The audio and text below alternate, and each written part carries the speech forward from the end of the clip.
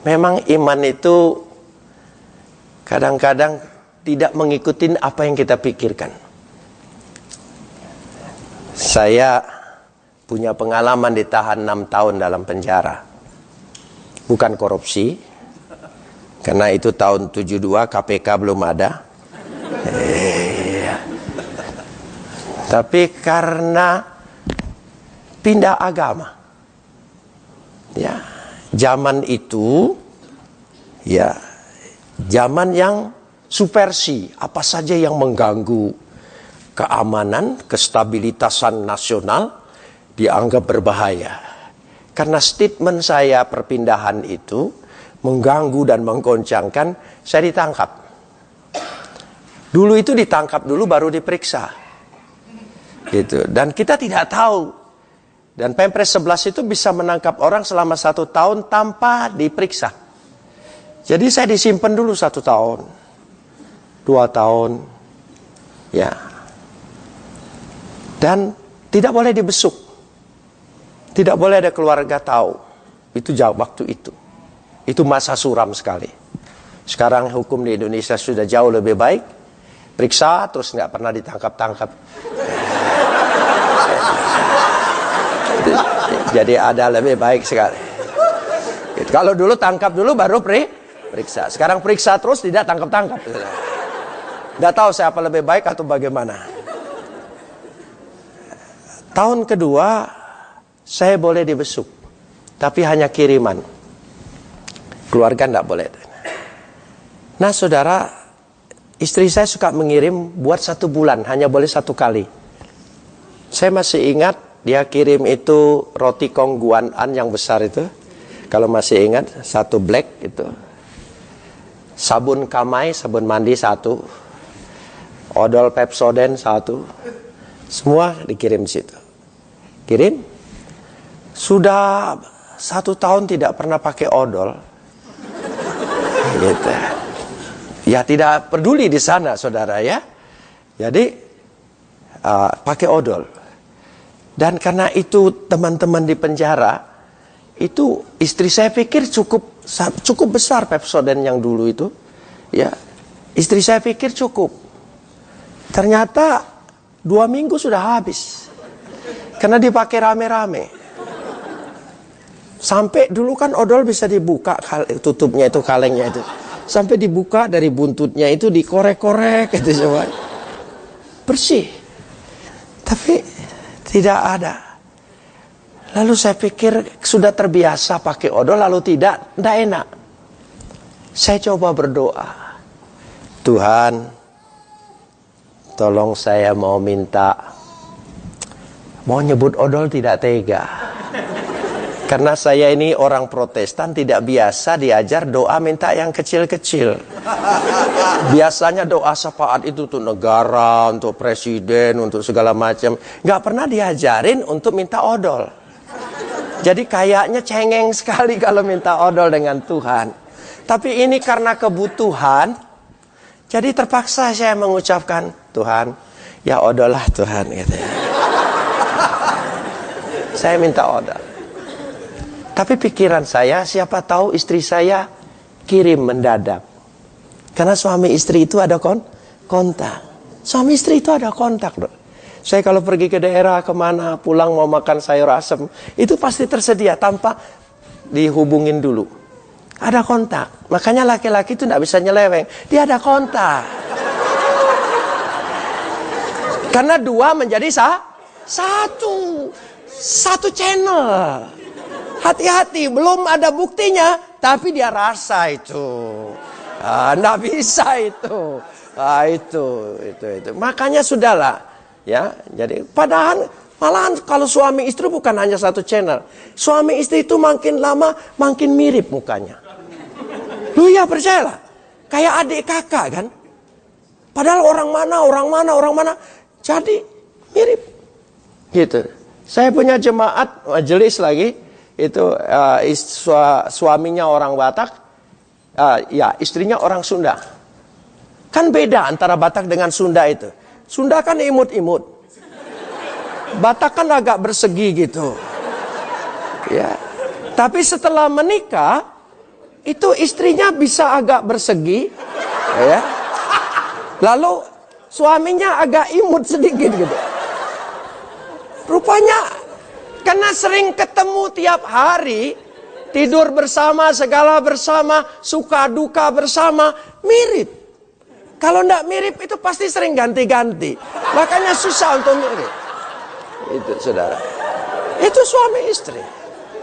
Loh, ini penting saudara. Makanya kalau kita sering berdoa dengan Tuhan, mirip dengan Dia. Kalau jarang-jarang itu mirip siapa? Itu perlu dipertanyakan karena ganti-ganti terus saudara ya. Nah, saya kasih contoh saja. Begitu indahnya kemiripan itu suami istri menyelang itu tadi. Saya memimpin gereja pertama itu gereja Metodis.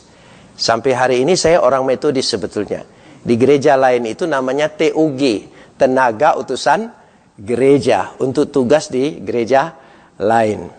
Nah, jadi saya punya orang tua bendahara gereja, namanya Om Gan. Dia menikah sudah hampir 50 tahun. Ya, sekarang sudah meninggal. Sama istrinya sudah mirip sekali. Dan pendeta memang sering berkunjung ke rumah bendahara. Memang harus dekat-dekat dengan bendahara, pendeta. Nah, gitu. Jadi saya pagi itu ke sana. Lalu diterima oleh Om Gan. Sudah salam. Ya duduk Pak Pendeta. Kami sebut bukan Pak Pendeta saya. Domini. Itu bukan domino saudara. Domini.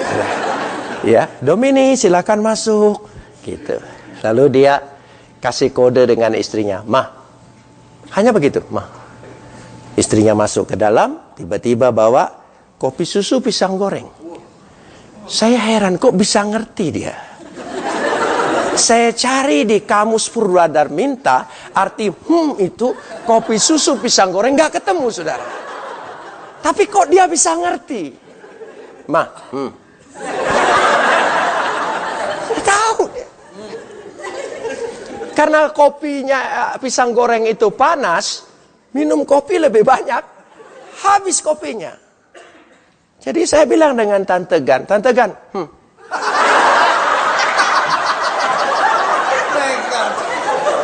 Lalu Tante Gan jawab begini, Domini jangan genit sama orang tua. Loh saya bilang, Om tadi Tante ngerti. Kok saya Tante tidak ngerti. Kalau Om lain. Karena suami istri itu sudah tahu. Makanya kalau kita sering berdoa, Tuhan ngerti dia saudara ya. Orang lain tidak ngerti, dia ngerti saudara. Ya, tidak usah takut itu saudara. Dia sangat ngerti sekali. Itu pentingnya bergaul dengan Tuhan. Bagaikan bergaul suami istri. Suami istri itu begitu indahnya. Saya lanjutkan kesaksian saya tadi. Lalu saya pikir-pikir istri saya ngirim, istri saya kirim. Nah di penjara itu dari jam 9 boleh terima besuk kiriman atau ketemu orang sampai jam 2 siang. Selesai jam 2, saya tunggu-tunggu, tidak ada. Dari jam 2 sampai jam 5, itu saya kadang-kadang suka dapat kiriman tiba-tiba. Dari teman baik saya, baru saja meninggal. Seorang pengacara yang sering datang ke Surabaya, yaitu Adenan Duyung Nasution. Dia selalu saja mengirim uang 50.000, waktu itu 50.000 titip dengan kepala kejaksaan. Nah, saya pikir dari jam 2 sampai jam 5, saya rubah iman saya. Bang Buyung kirim, Bang Buyung kirim, Bang Buyung. Sampai jam 5 tidak ada. Jam 5 kami semua sudah mandi, masuk kamar, apel. Dan apel, saya jadi kepala kamar, melapor petugas. 3, lengkap. Gitu. Itu gunanya ditahan lebih lama, jadi kepala. Saudara. Gitu, jadi sampai di sana. Sudah saya doa sore, Tuhan saya tahu Engkau sibuk. Soal odol, soal kecil sekali. Imannya saya kuat-kuatkan sendiri saudara ya. Saya cari jawaban sendiri. Saya hamba Tuhan yang terlalu kecil dan naif, tidak punya karunia yang besar-besar. Tuhan bicara, malam dibawa ke sorga, siang turun lagi. Saya enggak. Saya cukup Tuhan bicara di pikiran, di hati, saudara. Itu kalau yang itu sudah kelas tinggi. Saya kebetulan kelas kambing saja. Jadi nggak sampai dengar suara Tuhan, Tuhan bicara. Saya minta dengan Tuhan, Tuhan jangan. Saya cukup mantapkan hati saya, iman saya sudah percaya. Nggak usah pakai bersuara di telinga. Karena saya anggap itu stadium pertama sakit jiwa, saudara. Jadi saya takut dengar suara-suara. Saya tidak mau, Tuhan saya biasa-biasa saja. Gitu. Sudah sampai di sana. Lalu saya mantapkan diri sendiri, iman saya sendiri. Tuhan terlalu sibuk untuk urus ini. Kira-kira jam 7 malam, pintu kamar saya dibuka. Ada orang baru ditangkap masuk. Dan orang ini masuk, lirik kanan kiri. Dia agak ketakutan. Dan rupanya dari tampang 3 orang ini, tampang saya agak lebih sedikit tidak kriminal. Jadi dia deketin saya. Lalu dia bilang, kok boleh enggak saya tidur di sini? Oh boleh.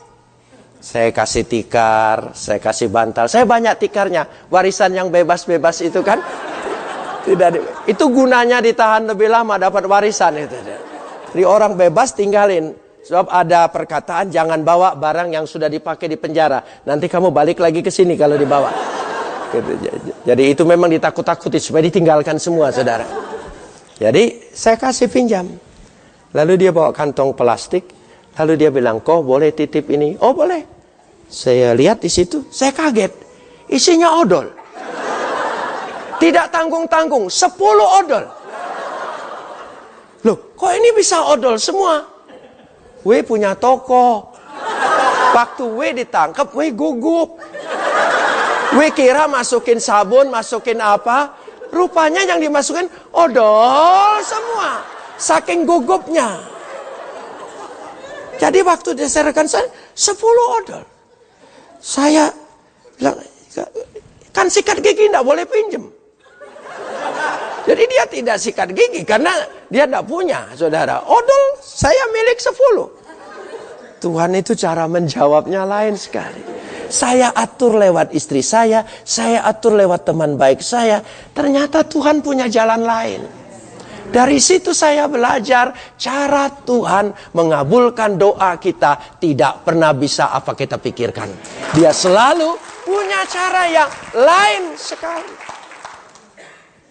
Besoknya jam 8 dia dipanggil keluar, diperiksa di kejaksaan. Sampai jam 5 sore belum pulang. Ketika apel saya bilang dengan petugas, 4 di luar 1. Oh hapus saja. Kenapa? Itu orang salah tangkap. Namanya sama, tapi orangnya lain. Rupanya dia ditangkap hanya untuk kirim.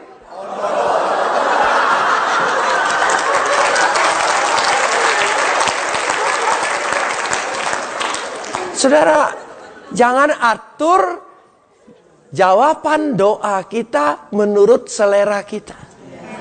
Tuhan punya cara. Itu iman. Amin. Jadi iman nih bahwa Tuhan punya cara. 99 pintu tertutup. Ada apa peribahasanya? Ada 1 pintu salah. 99 pintu tertutup. Ada 9.000 pintu terbuka. Terlalu banyak cara Tuhan. Jangan batasi cara Tuhan hanya 1 cara. Dia banyak sekali cara. Jadi dari situ saya mulai belajar. Meskipun sebagai orang Protestan tidak pernah diajar doa minta yang kecil-kecil. Ternyata Tuhan itu memperhatikan kita dari perkara yang kecil. Apalagi yang besar. Dia sangat memperhatikan kebutuhan kita. Amin, saudara. Itulah